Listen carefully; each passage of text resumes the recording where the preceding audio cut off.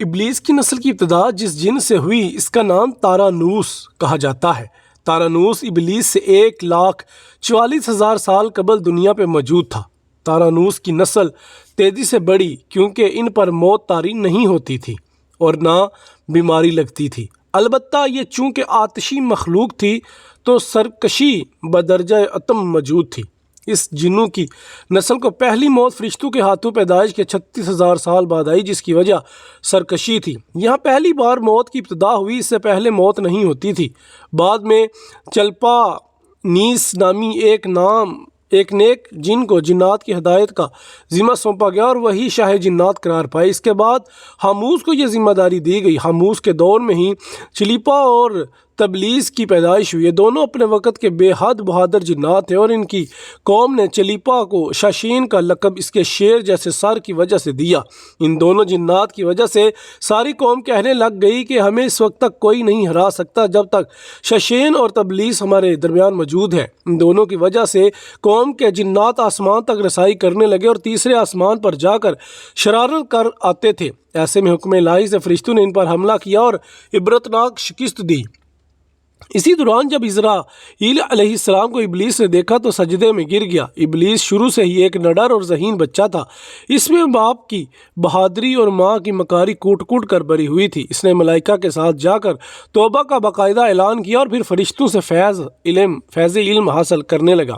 علم حاصل کرنے اور ریاضت کا یہ عالم تھا کہ پہلے آسمان پر عابد، پھر دوسرے آسمان پر زاہد، تیسرے آسمان پر بلال، چوتھے آسمان پر والی، پانچویں آسمان پر تقی اور چھٹے آسمان پر قبازان کے نام سے مشہور ہوا۔ یہ وہ وقت تھا جب یہ فرشتوں کو سکھاتا تھا۔ ساتویں آسمان پر ابلیس بقائے نور میں رہا۔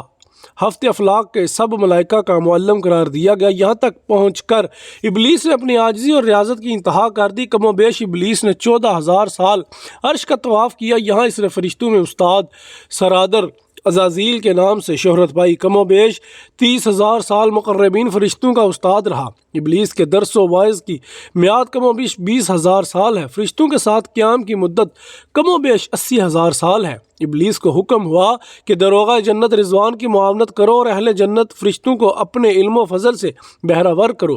یوں ابلیس کو جنت میں داخلے کا پروانہ مل گیا اور جنت میں بھی اپنے علم سے داروغہ جنت رضوان کو سراب کیا اور یوں جنت رضوان کی کنجیاں ابلیس کے پاس رہیں۔ روایات کے مطابق ابلیس 40,000 سال تک یہ فرض خزانچی انجام دیتا رہا۔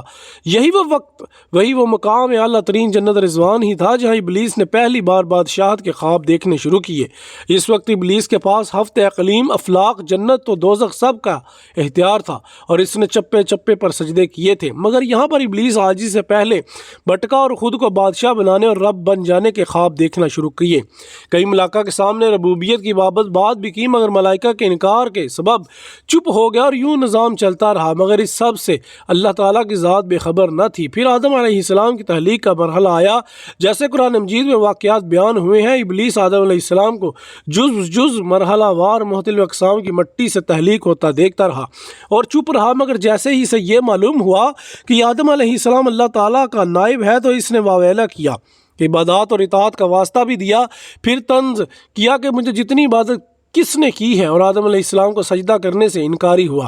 تب اللہ تعالیٰ نے کہا کہ نکل جا شیطان مردود۔ لعنتی قرار پانے کے بعد ابلیس نے اپنی عبادات اور ریاضت کا رب کریم سے عوض مانگا، جس پر اللہ تعالیٰ نے ابلیس کو ایک وقت معلوم تک مہلت فراہم کی، جس پر ابلیس نے اولاد آدم کو صراط مستقیم سے بھٹکا کر اپنے پیروکار بنانے کا دعویٰ کیا، جس پر رب کریم نے فرمایا کہ جو متقی اور پرہیزگار ہوں گے تو ان کو گمراہ نہیں کر پائے گا۔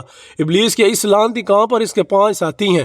صبر، اس کے اختیار میں مصیبتوں کا کاروبار ہے، جس میں لوگ ہائے و ویلا کرتے ہیں، گریبان پھاڑتے ہیں، منہ پہ تماچے مارتے ہیں اور جاہلیت کے نعرے لگاتے ہیں، اور یہ لوگوں کو بدی کا مرتکب کرتا ہے اور بدی کو لوگوں پہ اچھا اور پسندیدہ کر کے دکھاتا ہے۔ مصوت، یہ کذب، جھوٹ اور دروغ پہ مامور ہے، جسے لوگ کان لگا کر سنیں۔ یہ انسانوں کی شکل اپنا کر ان سے ملتا ہے اور انہیں فساد برپا کرنے کی جھوٹی خبریں سناتا ہے۔ داسم، یہ آدمی کے ساتھ گھر میں داخل ہوتا ہے اور گھر والوں کے عیب دکھاتا ہے اور آدمی کو گھر والوں پہ غضب ناک کرتا ہے۔ زقنیور، یہ بازاروں کا مختار ہے، بازاروں میں آ کر یہ بددیانتی کے جھنڈے گاڑتا ہے، بازاروں میں برائیوں اور فحاشی پہ ورغلاتا ہے۔ ابلیس کا آدم علیہ السلام کو سجدے سے انکار کا جذبہ حسد تھا کہ جس نے اسے مجبور کیا کہ میری جگہ آدم خاک کو کیوں ملی۔ یہ اس کا جذبہ تکبر اور غرور تھا کہ میں اللہ ہوں، اور اس ایک سجدے کے انکار کی بات نہیں تھی، بات اطاعت سے سرکشی کی تھی، شرک کی تھی۔ ابلیس نے دل میں خود کو رب مان لیا تھا۔ اسی شرک عظیم کی بدولت ابلیس تا قیامت رسوا و لعنتی ٹھہرا اور اولاد آدم کو بھٹکانے کے لیے آزاد قرار پایا۔ حاصل نتیجہ یہ ٹھہرا کہ رب کریم انسان کی عبادات عاجزی، علم و دانی سے کچھ غرض نہ ہے۔ رب کریم صرف دیکھتا ہے کہ دل میں اطاعت و فرمانبرداری کتنی ہے۔ اسی بنیاد پہ تقویٰ اور پرہیزگاری کے درجے قرار پاتے ہیں۔